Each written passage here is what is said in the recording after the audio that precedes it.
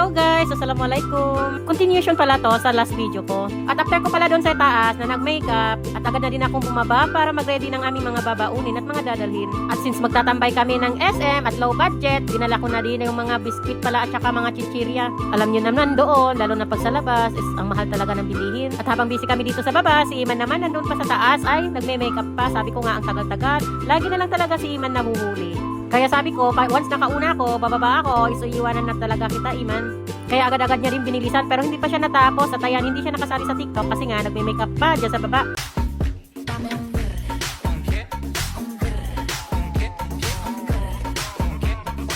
Yun. Anyway, fast forward, nasa jeep na pala kami. Nag-e-bike lang kami papuntang 7-Eleven at iniwan na namin doon yung e-bike. At ayan, enjoy na naman yung mga bata. Pero si Gianna at si Hana, habang nakadress, naka-sleeper naman, ayaw nila mag-shoes kasi nga daw masakit sa paa nila. Kung ano lang talagang komportable sa kanila, yun lang din ang ginagamit nila. At ayan, si Iman wala sa mood, nakatulog na rin pala. Paano ba naman kasi ang tagal-tagal niya mag-makeup? Sabi ko naman sa kanya, once alam niya na yung aalis kami, dapat maaga pa. Since alam niya na matagal siya, kahit nga maligo, ang tagal-tagal niya. Kaya sabi ko sa kanya, at lagi kong sinasabi sa kanya, once alam niya na aalis kami, maaga pa lang, mag-aayos na siya at maliligo.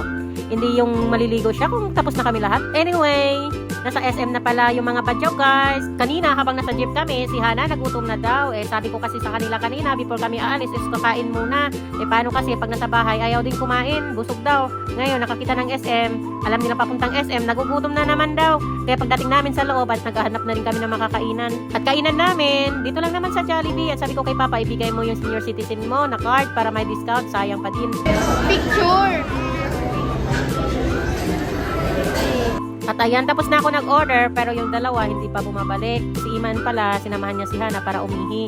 Pero hanggang ngayon, hindi pa bumabalik. Kaya sabi ko sana, mas maganda sabay-sabay kaming kumain. Ewan ko ba, sabi ko naman kasi sa kanila, before kami aalis, ihi na sila. Kasi alam ko naman na talaga, pag nandito na kami, ang dami na nilang commercial break. At si Papa pala, ang aking videographer ngayon. At mix and match lang pala ang aking in-order para mas mura kasi siya. Pero since 5 kami, 6 din ang in-order ko kasi nga at least may extra pa. Si Gianna naman hindi naman to kakain masyado kasi price lang din talaga yung kinakain nito. At saka saktong subo-subo lang sa kanya.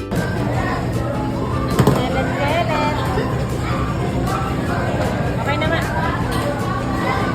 At sabi ko kay Papa, mauna na siyang kumain, hayaan niya muna yung dalawa. Baka kasi nakapila pa yun. Kaya sabi ko, ako na lang yung maghihintay sa kanila, huwag niya nang hintayin.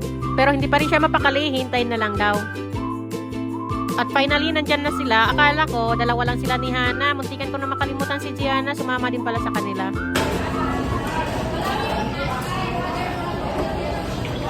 Oh, tagal-tagal nyo. Saan na po? Laruan ko. Laruan, upo ka na, kain ka na.